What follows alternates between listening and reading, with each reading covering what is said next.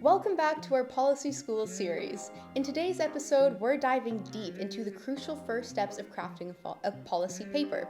We'll guide you through the process step by step, with a focus on detail and real-world experience. The first step is identifying the right policy issue. This is the foundation of your paper. It's crucial to select a problem that's not only of personal interest, but also has societal significance. To do this, you might use various brainstorming techniques, like problem mapping, SWOT analysis, and stakeholder analysis. These techniques can help teams in the very first stages of starting a policy paper by analyzing the complex problems in the world and pinpointing the very beginning of their ideas. Problem mapping is a technique that helps you gain a holistic view of complex issues and understand how different factors are interconnected. Here's how you can approach problem mapping. Begin by identifying the central issue you're interested in. Then, identify various related factors.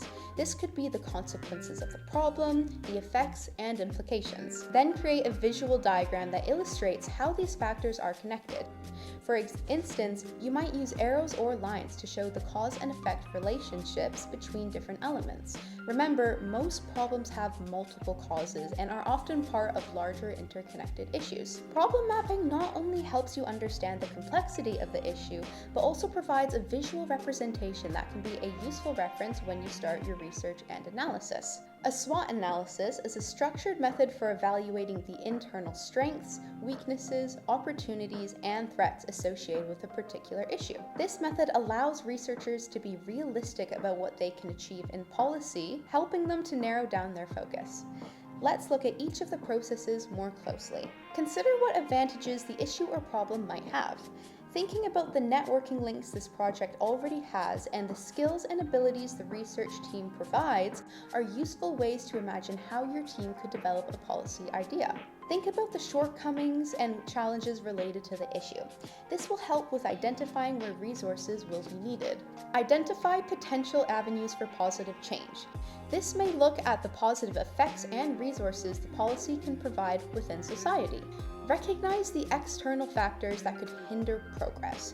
For example, a threat might be the reluctance of certain industries to adopt more sustainable practices. This section is particularly useful in considering how we could overcome these threats. A SWOT analysis provides a comprehensive view of the issue, helping you understand the internal and external factors that can affect policy development and implementation. Stakeholder analysis is an essential part of identifying the right policy issue. It involves understanding who is impacted and what their interests and concerns are. It also helps to identify actors that are relevant to reform programs and to get their perspectives and influence on the policy. Here's how to perform stakeholder analysis. First, identify the key stakeholders by listing the individuals, groups, or organizations affected by the problem. Then determine the interests, motivations, and level of influence of each stakeholder. Consider the level of power and authority that they have over policy change. Some may have a strong interest in addressing the issue, while others may resist change due to economic or other considerations. Then finally, analyze potential alliances. Consider how stakeholders might collaborate or conflict in their efforts to address the problem. Finding common ground or understanding potential sources of opposition is crucial. Stakeholder analysis is a critical step because it helps you anticipate the perspectives and challenges you may encounter during the policy-making process. It also guides you in building a coalition of support for your policy proposal. Let's consider a real-world example. Imagine you're passionate about environmental sustainability. Brainstorming might lead you to focus on the problem of plastic pollution in oceans. You recognize that this issue not only affects marine life, but also poses a threat to human health and the global environment. However, key stakeholders, such as big businesses who use vast amounts of plastic, may resist policy changes because of the economic cost it would hold over them. By combining these three techniques, you will be well prepared to identify a policy issue that's not only personally compelling, but also of significant societal importance. Now I'll pass you over to Louis, who will go over how to conduct preliminary research. After identifying the problem, it's time for your preliminary research. This is where you can gain a deeper understanding of your chosen issue. Start your research by collecting relevant data related to your chosen policy issue. This might involve accessing government databases. Many government agencies compile and publish data on various subjects, reviewing academic studies. Academic research often provides valuable data and findings on a wide range of topics. Look for peer-reviewed studies and reports that are relevant to your issue, exploring non-profit and NGO reports. Environmental organisations and non-governmental organisations frequently publish research reports. These can offer valuable insights into the problem you're investigating. Collecting data allows you to ground your policy paper in evidence and facts, ensuring that your analysis is well informed and data-driven. It's a good starting point to understand more about the problem at hand. Another valuable aspect of preliminary research is seeking opinions.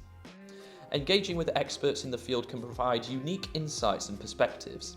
Here's how you can go about it. Identify experts. Find individuals who have expertise in the specific areas you're researching. Schedule interviews. Reach out to these experts and request interviews. Interviews can be conducted in person, over the phone, or via email, depending on the expert's availability and your location. Ask informed questions. Prepare a list of well-researched and informed questions to ask during the interviews. This will help you gather relevant insights and valuable quotes for your policy paper. This phase is all about immersing yourself in the subject, building a strong knowledge base, and ensuring that you're well informed about the problem you're tackling. In our plastic pollution example, preliminary research might involve analysing the volume of plastic in oceans, researching its environmental impact, and interviewing marine biologists and environmental activists. I'll hand you back now to my co-host Cassie to show you how you can narrow down your focus. With initial research under your belt, it's essential to narrow down your focus.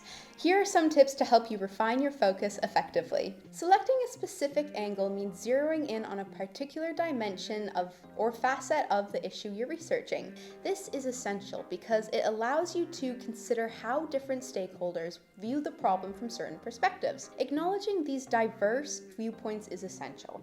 It not only enriches your understanding of the problem, but also fosters empathy, enabling you to craft policies that are considerate of different needs and concerns.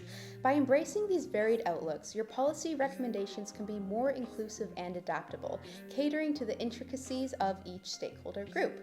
Complex policy issues can be overwhelming if you try to tackle them as a whole. By addressing manageable portions, you not only alleviate pressure, but also pave the way for comprehensive, thought-out solutions. By focusing on a specific aspect, you can pinpoint existing policy gaps related to that dimension. These gaps signify opportunities to innovate, amend, or create policies that bridge these voids. By recognizing these gaps, your policy paper becomes not just a critique, but a roadmap for actionable change, ensuring that no aspect of the issue is overlooked or under-assessed. In our plastic pollution case, honing in on the impact of microplastics on marine life in a specific region, let's say the Pacific Ocean, exemplifies the power of focused research. By zooming into this localized perspective, your study gains depth. Remember, the impact of your policy paper often lies in the details. By concentrating on specific issues, you're illuminating a path towards targeted solutions to make your research not only informative, but also instrumental in crafting effective policies. Identifying key factors means recognizing the critical variables, components, or elements within the specific angle you've selected. This helps you to dive deeper. You can delve into the nuances of your chosen aspect by examining the factors that have the most significant impact. A depth of analysis is crucial because it unveils the subtleties that can make the differences between an effective policy and one that falls short. Analyze causality by identifying cause and effect relationships within your area of focus. By unraveling these cause and effects relationships, policymakers gain profound insights. They not only comprehend the immediate impacts, but also anticipate the ripple effects that policy decisions might have. For example, in the case of microplastics' impact on marine life, key factors include the types of microplastics, their sources, the affected marine species, and the ecological consequences. Understanding these factors is vital for crafting targeted and effective policies to combat your chosen problem. Clear research objectives are the guiding principles that steer your policy paper's journey. They serve two essential purposes. The first is staying focused. Well-defined objectives keep you on course, preventing you from straying from your research goals. They act as a constant reminder of what you aim to achieve, ensuring your work stays purposeful and targeted. The second is measuring your success. Research objectives act as benchmarks, allowing you to measure the success of your study. They provide a tangible way to evaluate whether you've accomplished what you initially set out to do, which ensures your research remains purposeful and impactful. These objectives serve as the backbone of your policy paper, providing a specific direction for your research efforts. By defining these goals, you're not only ensuring a focused and purposeful approach, but also setting the stage for a comprehensive and impactful policy analysis. This step is essential because it shapes the scope of your policy paper and ensures that your research efforts are concentrated and manageable, ultimately leading to a more focused and impactful policy analysis. And there you have it, our exploration into the foundational steps of crafting a policy paper. This is just the first part of a two-part episode.